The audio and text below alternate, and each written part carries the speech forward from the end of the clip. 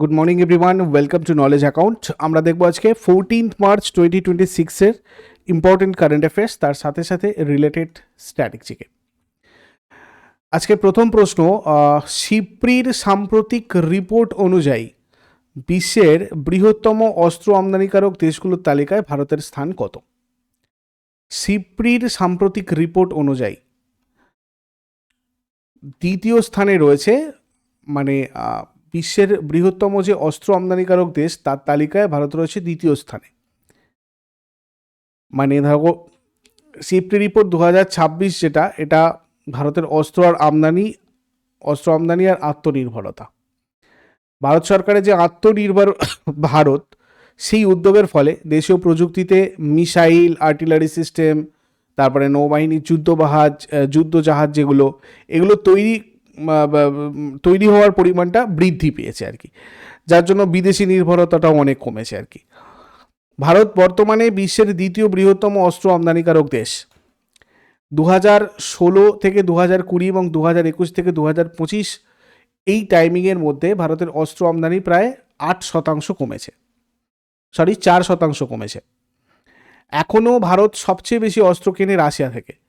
2011 থেকে 15-তে প্রায় 70% ছিল, 2016 থেকে 20-তে 51% হয়েছে, 2021 থেকে 25-এ সেটা নেবে 4% হয়েছে। এই সিপ্রির ফুল ফর্ম হচ্ছে Stockholm international piece research institute. এর সদর দপ্তর সুইডেনের স্টকহোমে রয়েছে। 1966 সালে এটা প্রতিষ্ঠিত হয়েছিল। একটা মানে আর্মড কনফ্লিক্ট, সশস্ত্র সংঘাত, সামরিক ব্যয় মানে মিলিটারি এক্সপেন্ডিচার, এবং আর্মস ট্রেড অস্ত্র ব্যবসা এবং নিরস্ত্রীকরণ ডিসআর্মামেন্ট নিয়ে তথ্য আর বিশ্লেষণ প্রদান করে এই সিপ্রি। 2014 সালে ইউনিভার্সিটি অফ পেনসিলভানিয়ার রিপোর্ট অনুযায়ী এটা আমেরিকার বাইরের শীর্ষ 3টে থিঙ্ক ট্যাঙ্কের মধ্যে একটা ছিল। 2020 সালে বিশ্বজুড়ে এটা 34তম স্থানে ছিল। আন্তর্জাতিক শান্তি আর নিরাপত্তার সাথে সংঘাত আর সহযোগিতার বিভিন্ন দিক নিয়ে বৈজ্ঞানিক গবেষণা করাটাই লক্ষ্য এটার। দেখো, কারেন্ট অ্যাফেয়ার্সের A4 সাইজের মান্থলি পিডিএফগুলো তোমরা নলেজ অ্যাকাউন্ট অফিসিয়াল অ্যাপের ইবুক সেকশন থেকে কালেক্ট করতে পারো, এবং ইয়ারলিগুলো তোমাদের কোর্স সেকশানে রয়েছে, কেননা ওখানে তোমাদের মক টেস্টের সাথে সাথে পিডিএফগুলো রয়েছে।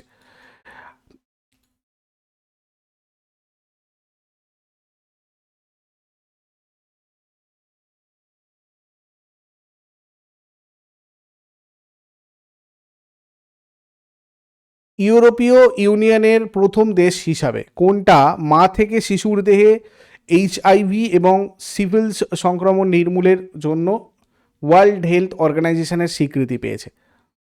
এটা পেয়েছে হচ্ছে ডেনমার্ক, প্রথম দেশ হিসাবে। ডেনমার্ক ইউরোপীয় ইউনিয়নের প্রথম দেশ হিসাবে মা থেকে শিশুর দেহে HIV এবং সিফিলিস সংক্রমণ নির্মূল করার জন্য বিশ্ব স্বাস্থ্য সংস্থা থেকে স্বীকৃতি পেয়েছে। বিশ্ব স্বাস্থ্য সংস্থা ডেনমার্ককে ইউরোপীয় ইউনিয়নের প্রথম দেশ হিসাবে EMTCT অর্থাৎ elimination of mother to child transmission সনদ প্রদান করেছে। গর্ভাবস্থা, প্রসব বা স্তন্যপান করানোর সময় মায়ের থেকে শিশুর দেহে HIV এবং সিফিলিস সংক্রমণ ছড়াতে পারে। সঠিক চিকিৎসা না হলে এর ফলে শিশুর মৃত্যু বা জন্মগত রোগও হয়। 7 এপ্রিল 1948-এ ওয়ার্ল্ড হেলথ অর্গানাইজেশন প্রতিষ্ঠিত হয়েছিল। এর হেডকোয়ার্টার রয়েছে সুইজারল্যান্ডের জেনেভাতে। ডিরেক্টর জেনারেল রয়েছেন Tedros Adhanom, deputy director general Mikhail Ryan. HIV সম্পর্কে যদি আমরা দেখি, এর পূর্ণরূপ হচ্ছে হিউম্যান ইমিউনো ডেফিসিয়েন্সি ভাইরাস। এটা শরীরের রোগ প্রতিরোধ ব্যবস্থাকে আক্রমণ করে, বিশেষ করে CD4 কোষ বা টি সেল ধ্বংস করে। আর এইডস হচ্ছে অ্যাকোয়ার্ড ইমিউনো ডেফিসিয়েন্সি সিনড্রোম। এর ফলে শরীরের বিভিন্ন রোগ হয়, বিভিন্ন মরণব্যাধি, ক্যান্সারের বিরুদ্ধে লড়াই করার ক্ষমতা হারিয়ে ফেলে এইডস হলে কারণ আর কি। HIV দ্বারা এইডস হয়। আচ্ছা, সিফিলিস যেটা, এটা একটা ব্যাকটেরিয়া সংঘটিত সংক্রমণ। এর জন্য দায়ী ব্যাকটেরিয়ার নাম হচ্ছে ট্রিপোনেমা প্যালডাম। এটা ধাপে ধাপে ছড়ায়। শুরুতে যন্ত্রণাহীন ঘা দেখা দেয়, পরে র্যাশ এবং চিকিৎসা না হলে এটা হৃৎপিণ্ড আর মস্তিষ্কের মারাত্মক ক্ষতি করতে পারে। বর্তমানে আধুনিক চিকিৎসার মাধ্যমে মা থেকে শিশুর দেহে এই সংক্রমণ ছড়ানো প্রায় শূন্যের কোঠায় নামিয়ে আনা সম্ভব হয়েছে, যেটা ডেনমার্ক করেছে। সম্প্রতি কোন দেশ আমেরিকা মহাদেশের প্রথম দেশ হিসাবে কুষ্ঠ রোগ নির্মূলের স্বীকৃতি পেয়েছে? চিলি। বিশ্ব স্বাস্থ্য সংস্থা চিলিকে জনস্বাস্থ্য সমস্যা হিসাবে কুষ্ঠরোগ নির্মূল করার স্বীকৃতি দিয়েছে। চিলি আমেরিকা মহাদেশের প্রথম এবং জর্ডানের পর বিশ্বের দ্বিতীয় দেশ হিসাবে এই অনন্য স্বীকৃতি পেয়েছে। একে হ্যানসেন্স ডিজিজও বলা হয় কুষ্ঠরোগকে। এটা মাইকোব্যাকটেরিয়াম লেপ্রি নামক একটা ব্যাকটেরিয়ার কারণে হয়। এই রোগ মূলত ত্বক, প্রান্তীয় স্নায়ু, চোখ এবং শ্বাসতন্ত্রের মিউকাসকে আক্রান্ত করে। 1940-এর দশক থেকে ব্যবহৃত মাল্টিড্রাগ থেরাপির মাধ্যমে এই রোগ এখন সম্পূর্ণ নিরাময়যোগ্য। চিকিৎসায় মূলত রিফ্যাম্পিসিন, ড্যাপসোন এবং ক্লোফাজিমিন নামক অ্যান্টিবায়োটিক ব্যবহার করা হয়। সঠিক সময় চিকিৎসা না করলে স্নায়ুর ক্ষতির ফলে স্থায়ী পঙ্গুত্ব এবং অন্ধত্ব হতে পারে। এর ফলে দক্ষিণ আমেরিকার দক্ষিণ পশ্চিম অংশের একটা দেশ এই চিলি। চিলির রাজধানী বৃহত্তম শহর সান্তিয়াগো, রাষ্ট্রপতি গ্যাব্রিয়েল বোরিক। এরপর সম্প্রতি কোন রাজ্যের একটি সরকারি স্কুলের ছাত্রছাত্রীরা ভিক্কোস্যাট-1 নামে মিনি স্যাটেলাইট উৎক্ষেপণ করেছে? এটা করেছে তামিলনাড়ু। শিবগঙ্গা জেলার একটা সরকারি স্কুলের 13 জন ছাত্রছাত্রী মিলে একটা 600 গ্রামের মিনি স্যাটেলাইট সফলভাবে উৎক্ষেপণ করেছে। 600 গ্রামের। তো এই বিশেষ মিশনের নাম দেওয়া হয়েছে ভিক্কোস্যাট-1। একটা হিলিয়াম বেলুনের সাহায্যে স্যাটেলাইটটাকে স্ট্র্যাটোস্ফিয়ারে 22 কিলোমিটার উচ্চতায় পাঠানো হয়েছিল। পরে এটা নিরাপদে উদ্ধারও করা হয়েছে। এই মিশনের প্রধান উদ্দেশ্য ছিল স্ট্র্যাটোস্ফিয়ারে ছত্রাক আর ফাঙ্গাল স্পোর শনাক্ত করা এবং সেগুলোর ঘনত্ব পরীক্ষা করা। এই ডিভাইসটাতে 5টা বিশেষ সেন্সার ব্যবহার করা হয়েছিল, যেটা রিয়েল টাইম ডেটা সংগ্রহ করতে সক্ষম ছিল। এই জৈবিক কণাগুলো ফসলের স্বাস্থ্যের উপর বড় প্রভাব ফেলে। বায়ুমণ্ডলের ওপরের স্তর থেকে এগুলো নিচে নেমে এলে ফসলের ক্ষতি করতে পারে, যা নিয়েই ছাত্ররা গবেষণা করেছে। এই মিনি স্যাটেলাইটটা তৈরি করতে একাদশ শ্রেণীর পড়ুয়াদের সময় লেগেছে মাত্র 6 মাস। আর ফাঙ্গাল স্পোর, ছত্রাক কণা ধরার জন্য তারা স্যাটেলাইটটাতে বিশেষ আঠালো পৃষ্ঠ ব্যবহার করেছিল, যাতে উপরের স্তরের নমুনাগুলো আটকে যায়। স্ট্র্যাটোস্ফিয়ারের পাতলা বাতাস এবং অত্যন্ত নিম্ন তাপমাত্রায় ছত্রাক কণাগুলো কেমন আচরণ করে তা জানাই ছিল এই মিশনের মূল লক্ষ্য। সম্প্রতি কোন আইআইটি স্থায়িত্বশীল দক্ষতা আর উদ্ভাবনের জন্য হানিওয়েলের সাথে অংশীদারিত্ব করেছে? হানিওয়েলের সাথে অংশীদারিত্ব করেছে আইআইটি বোম্বে। আইআইটি বোম্বে এবং global technologies company Honeywell partnership করেছে। মুম্বাইয়ের পাওয়াই ক্যাম্পাসে একটা সেন্টার অফ এক্সেলেন্স তৈরি করা হবে। এই কেন্দ্রের নাম হবে IIT Bombay Honeywell centre of excellence for future skills and innovations. 2030 সালের মধ্যে 1 লক্ষেরও বেশি ছাত্রছাত্রীকে স্থায়িত্বশীল উন্নয়ন সংক্রান্ত ক্ষেত্রে প্রশিক্ষণ দেওয়ার লক্ষ্যে করা হয়েছে। এটি হানিওয়েলের জনহিতকর শাখা Honeywell hometown solutions India foundation দ্বারা অর্থায়িত হচ্ছে। এখানে স্নাতক, স্নাতকোত্তর এবং ডক্টরাল ছাত্রছাত্রীদের জন্য সার্টিফিকেট কোর্স করানো হবে। আধুনিক ল্যাবরেটরি, রিসার্চ গ্রান্ট এবং সরাসরি প্র্যাকটিক্যালে প্রজেক্টে কাজ করার সুযোগ থাকবে। তারপরে উত্তরপ্রদেশ সরকার গ্রামীণ এলাকায় উচ্চগতির ইন্টারনেট পৌঁছে দেওয়ার জন্য কোন প্রকল্প চালু করেছে? প্রজেক্ট গঙ্গা। উত্তরপ্রদেশের স্টেট ট্রান্সফরমেশন কমিশন এবং হিন্দুজা গ্রুপের সহযোগী সংস্থা ওয়ান ওটিটি এন্টারটেনমেন্ট লিমিটেডের মধ্যে একটা সমঝোতা স্মারক মেমোরান্ডাম অফ আন্ডারস্ট্যান্ডিং স্বাক্ষরিত হয়েছে। আগামী 2 থেকে 3 বছরের মধ্যে 20 লক্ষেরও বেশি গ্রামীণ পরিবারকে উচ্চগতির ইন্টারনেট সংযোগ প্রদান করাটাই হচ্ছে এটার লক্ষ্য। গ্রামীণ ও আধা শহুরে এলাকায় ডিজিটাল পরিকাঠামো শক্তিশালী করা, অনলাইন শিক্ষা এবং ডিজিটাল প্ল্যাটফর্মের সুবিধা পৌঁছে দেওয়াটাই মূল উদ্দেশ্য। এই প্রকল্পটা গ্রাম আর শহরের মধ্যে ডিজিটাল ব্যবধান কমিয়ে আনবে এবং স্থানীয় স্তরে কর্মসংস্থানের নতুন সুযোগ তৈরি করবে। এরপর 2026 সালের 6 মার্চ মাদ্রাজ হাইকোর্টের 55তম প্রধান বিচারপতি হিসাবে কে শপথ গ্রহণ করেছেন? বিচারপতি S.A. ধর্মাধিকারী। 2026 সালের 6 মার্চ বিচারপতি S.A. ধর্মাধিকারী মাদ্রাজ হাইকোর্টের 55তম প্রধান বিচারপতি হিসাবে শপথ গ্রহণ করেন। বিচারপতি ধর্মাধিকারী বিচারপতি মনীন্দ্র মোহন শ্রীবাস্তবের স্থলাভিষিক্ত হয়েছেন, যিনি 2026 সালের 5 মার্চ অবসর গ্রহণ করেন। মাদ্রাজ হাইকোর্টে পদোন্নতির আগে তিনি কেরালা হাইকোর্টের বিচারক হিসেবে দায়িত্ব পালন করেছিলেন। সংবিধানের ধারা 217 অনুযায়ী ভারতের রাষ্ট্রপতি ভারতের প্রধান বিচারপতি এবং সংশ্লিষ্ট রাজ্যের রাজ্যপালের সাথে পরামর্শ করে হাইকোর্টের প্রধান বিচারপতিকে নিয়োগ করেন। ভারতের 3টি প্রাচীনতম হাইকোর্টের মধ্যে একটা, যেটা 1862 সালে প্রতিষ্ঠিত হয়েছিল, মাদ্রাজ হাইকোর্ট, যার এখতিয়ার তামিলনাড়ু এবং পুদুচেরিতে কেন্দ্রশাসিত অঞ্চলের উপর রয়েছে। ভারতের রাষ্ট্রপতি হাইকোর্টের প্রধান বিচারপতি এবং অন্যান্য বিচারপতিদের ভারতের সংবিধানের বিধান অনুযায়ী নিয়োগ করেন। হাইকোর্টের বিচারপতিদের নিয়োগের যোগ্যতা এবং পদ্ধতি ভারতীয় সংবিধানের 217 ধারার উপর ভিত্তি করে তৈরি করা হয়েছে। বিচারপতিরা 62 বছর বয়স পর্যন্ত পদে থাকতে পারেন এবং রাজ্যপাল তাদের শপথ বাক্য পাঠ করান। এরপর 2026 সালের মার্চ মাসে অতিরিক্ত 1 বছরের জন্য ভারতের ড্রাগস কন্ট্রোলার জেনারেল হিসেবে কে পুনরায় নিযুক্ত হয়েছেন? ডক্টর রাজীব রঘুবংশী। ডক্টর রাজীব রঘুবংশী মূলত 2023 সালের নভেম্বরে 2 বছরের চুক্তির ভিত্তিতেই পদে নিযুক্ত হন। এই সম্প্রসারণ গুরুত্বপূর্ণ নিয়ন্ত্রক সংস্কারের সময় সেন্ট্রাল ড্রাগ স্ট্যান্ডার্ড কন্ট্রোল অর্গানাইজেশনের নেতৃত্বের ধারাবাহিকতা নিশ্চিত করে। তিনি সিডিএসসিওর প্রধান এবং ভারতে রক্ত এবং রক্তের পণ্য, আইভি ফ্লুইড, ভ্যাকসিন এবং সেরার মতো নির্দিষ্ট শ্রেণীর ওষুধের লাইসেন্স অনুমোদনের জন্য দায়ী। Central drug standard control organisation হচ্ছে স্বাস্থ্য আর পরিবার কল্যাণ মন্ত্রকের অধীনে ভারতীয় জাতীয় নিয়ন্ত্রণ কর্তৃপক্ষ।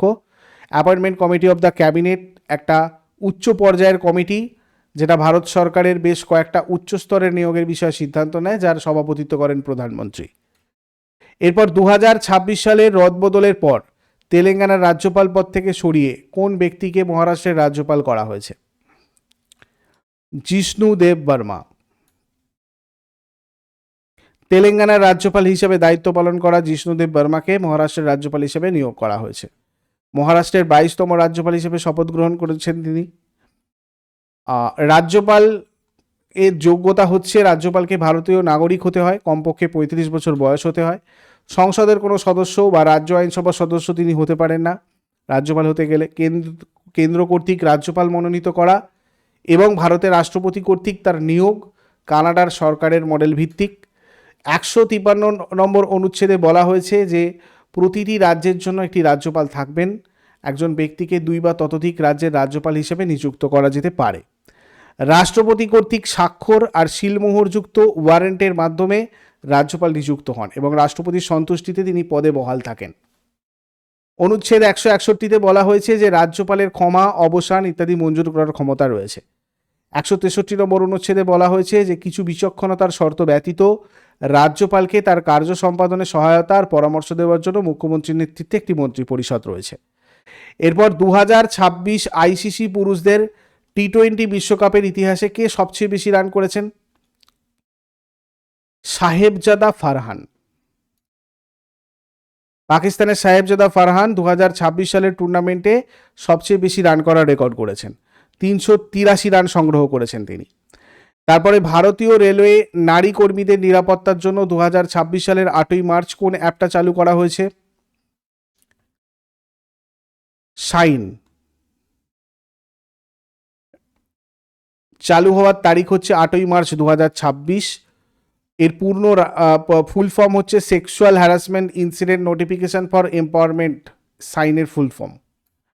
কর্মক্ষেত্রে যৌন হেনস্থার অভিযোগ দ্রুত আর গোপনীয়তার সাথে নথিভুক্ত করার উদ্দেশ্যে এই অ্যাপ করা হয়েছে। এটা রেলের HRMS মানে হিউম্যান রিসোর্স ম্যানেজমেন্ট সিস্টেমের সাথে যুক্ত। কর্মীরা এমপ্লয়ি সেলফ সার্ভিস পোর্টালের মাধ্যমে সরাসরি অভিযোগ জানাতে পারবেন।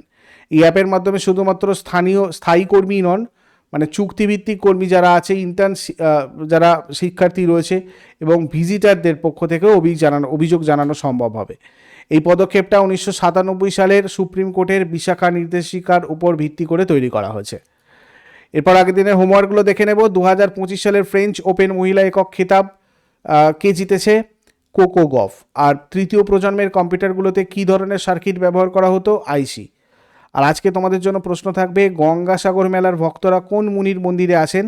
আর ভারতীয় সংবিধানের 8ম তফসিলটা কিসের সঙ্গে সম্পর্কিত? শেষকালে কমেন্টে জানাও। চট করে আগের দিনেরগুলো কুইক রিভাইজ করে নেব। যারা যারা লাইভে রয়েছো অ্যান্সার করার চেষ্টা করো। 13 মার্চ 2026 এর কোয়েশ্চেন্স কী ছিল? 2026 সালে 21তম মাহিন্দ্রা এক্সেলেন্স ইন থিয়েটার অ্যাওয়ার্ডসে কাকে আজীবন সম্মাননা দেওয়া হচ্ছে? অমল পালেকার। 2026 সালে ভারত ও নিউজিল্যান্ডের মধ্যে ক্রীড়া সম্পর্কের কততম বার্ষিকী উদযাপিত হচ্ছে? 100তম। 2026 সালে ভারত আর সেসেলসের মধ্যে কততম যৌথ সামরিক মহড়া লামিতে অনুষ্ঠিত হচ্ছে? 11তম।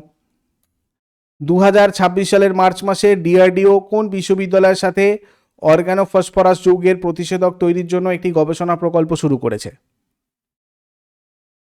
ভারথিয়ার বিশ্ববিদ্যালয়। 2026 সালের শুরুতে রাজস্থানের কোন অঞ্চলের পান মেথি কমিউনিটি ফার্মার্স ভ্যারাইটি হিসাবে নিবন্ধিত হয়েছে? নাগৌর। সম্প্রতি টিম কলকি নামক মাদক চক্রটি ভেঙে দিয়েছে কোন সংস্থা? Narcotics control bureau. National climate stack innovation challenge চালু করেছে কোন সংস্থা? ন্যাবার্ড। আন্তর্জাতিক ম্যালেরিয়া সম্মেলন 2026 ভারতের কোন শহরে অনুষ্ঠিত হয়েছে? নতুন দিল্লি। সম্প্রতি কোন আন্তর্জাতিক মানবাধিকার সংস্থা ইসরায়েলের বিরুদ্ধে লেবাননে হোয়াইট ফসফরাস ব্যবহারের অভিযোগ এনেছে? Human rights watch. সম্প্রতি বেরহামপুর বিশ্ববিদ্যালয়ের গবেষকরা ওড়িশার কোন জেলায় স্টেনোথে লৌড়ি নামক বিরল সামুদ্রিক প্রজাতির সন্ধান পেয়েছে? গঞ্জাম। 2026 সালের মার্চ মাসে প্রধানমন্ত্রী নরেন্দ্র মোদী কেরালায় মোট কত টাকার প্রকল্পের উদ্বোধন আর শিলান্যাস করেছেন? 11,000 কোটি টাকা। এগুলো ছিল আগের দিনের কোয়েশ্চেন্স। ইউজফুল বলে মনে হলে অবশ্যই সবাই লাইক করো, বন্ধুদের সাথে শেয়ার করো, কমেন্ট করে ফিডব্যাক জানাও। আর প্রতিদিন সকাল 6টার সময় ডেইলি কারেন্ট অ্যাফেয়ার্সের আপডেটের জন্য নলেজ অ্যাকাউন্টকে সাবস্ক্রাইব করে বেল আইকন প্রেস করে অলে ক্লিক করে রাখো। Thank you so much, take care, have a great day.